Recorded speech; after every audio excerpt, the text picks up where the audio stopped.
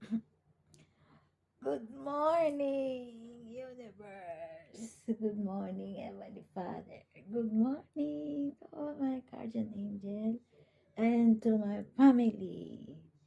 And today I want to share the words and prayer that I always do in the morning.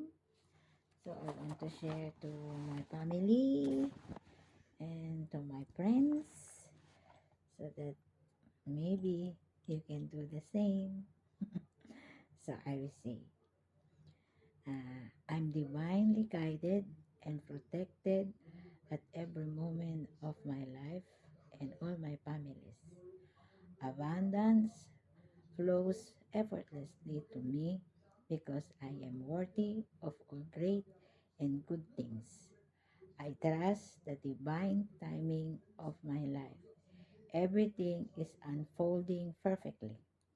I radiate good health, love, happiness, peace, light, and I attract positivity in all forms. My potential is limitless, and I'm capable of achieving my highest desire. I'm one with the divine energy of the universe, and the miracles are natural part of my life.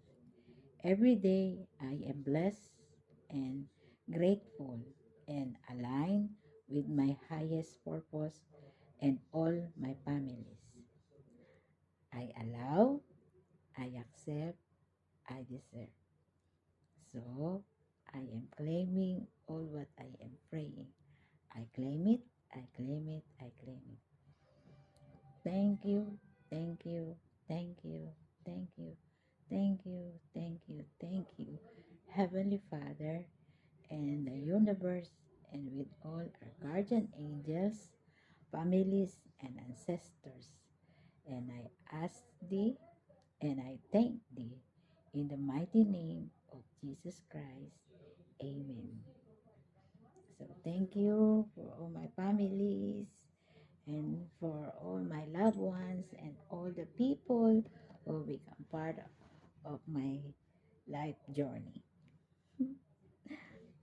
Thank you, everyone. Good morning to my children, to my families, to my love.